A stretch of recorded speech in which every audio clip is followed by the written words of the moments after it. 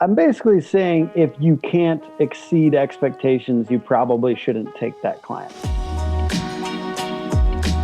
A while back, I had a conversation with Tim Brown about the mistakes that he made when transitioning from being a freelancer to building his own agency.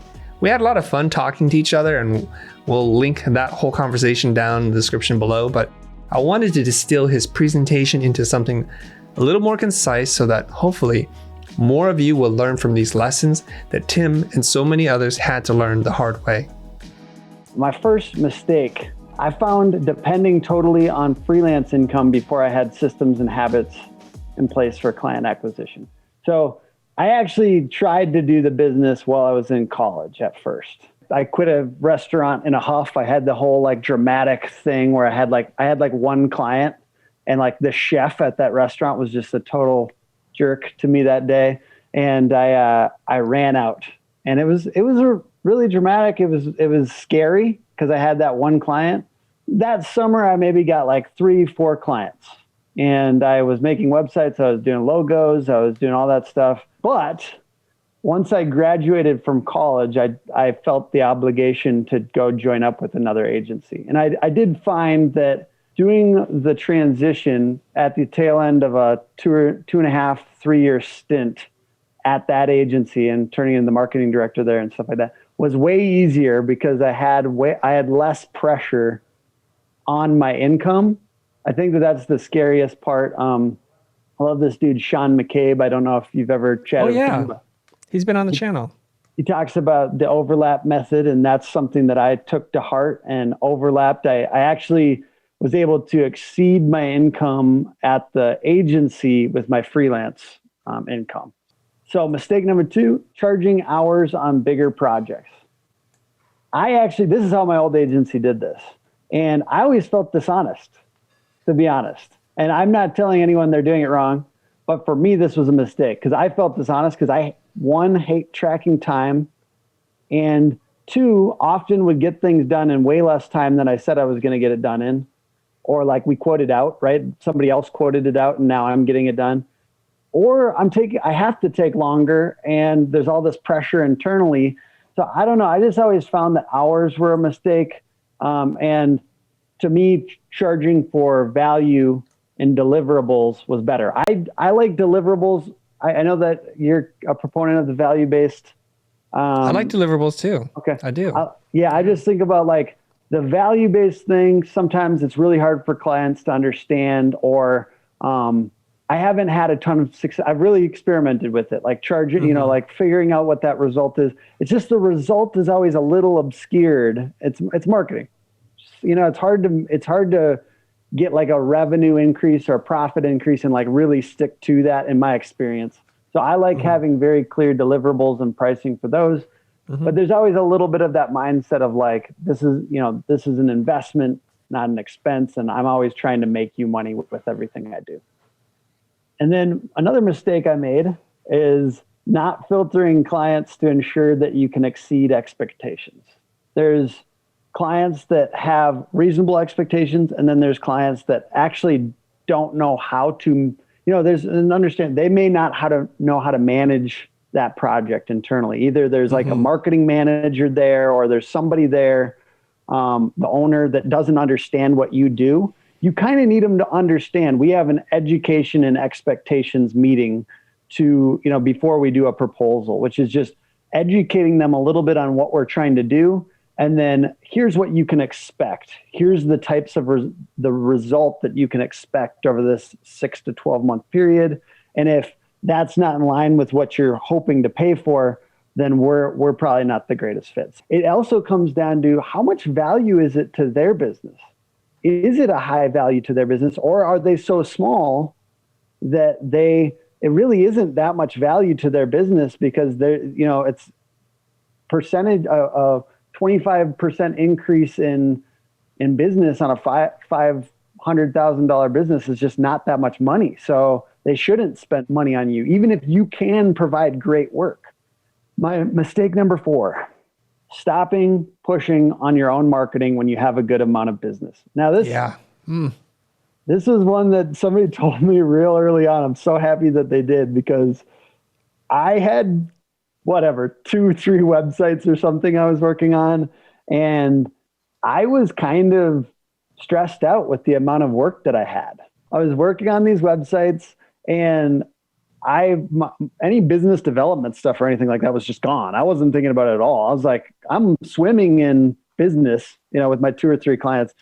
I'm swimming in business. I don't need any more. And this other agency owner said to me, man, it doesn't matter if you're stressed out with the amount of work you have.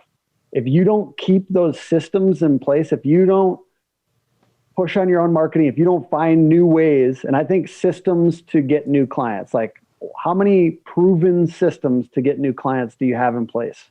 If it's just one, let's get one more. If you got 2, let's get a third. I'm not saying you have to have 10 of these. I'm saying 3 good systems for getting new clients. Ours are referral, Google, and maybe LinkedIn. Mistake number 5, not prioritizing highly motivating work environment for employees and significance and mission.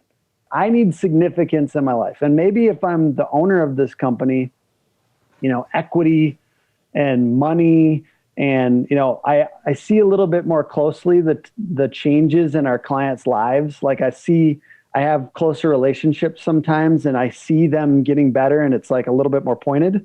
But then some other people on our team are back here just toiling away, and they can't see all the, the beautiful flowery things that are changing in our clients' lives. So you have this problem where it's not meaningful to them. And I didn't filter my employees correctly. So this is there's different things going on. One is they need to resonate with your core values, people that you hire once you start to hire. And then you should have a mission.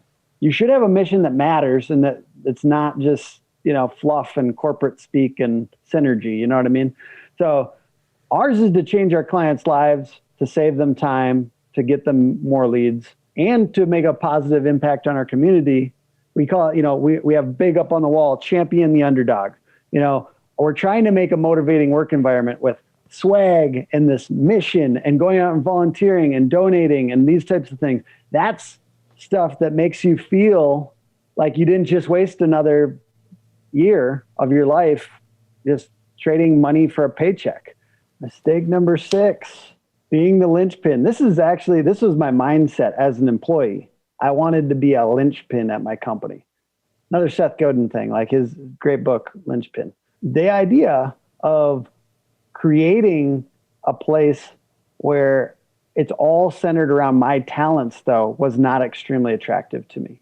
You're going to be very tired if you continue in that way. If you make it so only you can do the most important stuff, then it is very tiring. And I think for me, this was a giant mistake because I need other talented people around me.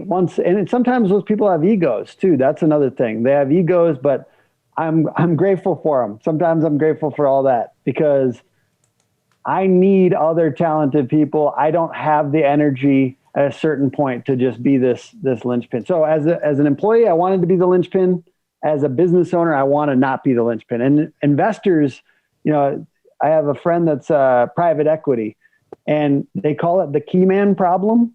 When a company it's so focused on one individual that you get a little bit stuck.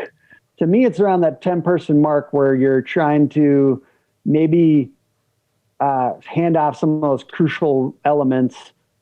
Sometimes people, hire your company for you. And if they do that, you have to be there. You have to be doing that. But once you have systems that ensure quality, you can start to pitch that instead of like a unique, genius or something like that. All right, last mistake here. Mistake number 7, depending on only a couple avenues for new business. Biggest ones for us were organic, Google traffic, and referrals. As time goes on, we've tried to do outbound, which is weird. We have we work with a lot of construction companies and home services companies. So just making sure that you diversify. We talked about 3 to 4 solid long-term options. One of the biggest ones for me right now is strategic partnerships with people that own our ideal clients' attention.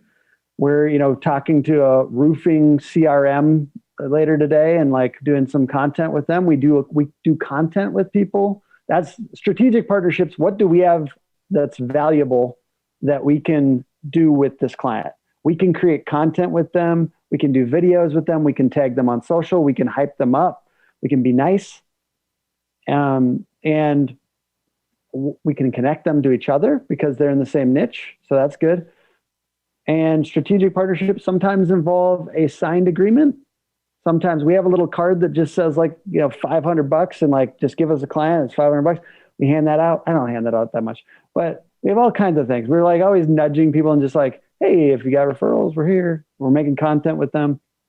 And then we're pushing more of our mindset of marketing into current client delight campaigns. So for us, that means we're not a video company, but we're, web design and SEO company, but we're going out and doing some video with our clients for not very expensive, just because I like to get out on the job with them. I know it's difficult right now. We're not doing a ton of this at this moment, but like, I like to get out on the job with them. And it's such a good visual for our social media to like me being in a kitchen remodel or me being on a roof. It's like a really good vibe because then they relate, because people like us do things like this. They see us as part of their peer group, and they see that their peer group is working with somebody like us. So I think it's that kind of like that tribe mentality and really getting into that. Having that conversation with Tim was like reliving some of my own mistakes. Hopefully by watching this video, you can avoid some of those for yourself. If you're looking to make the jump from being a freelancer to starting your own agency, we have a lot of resources available on our site. We have all kinds of kits to help you set up your business and courses that include skills like finding new clients, negotiating, and managing your money. Again, if you want to watch the entire conversation I had with Tim, we'll link it in the description below, and I'll see you in the future.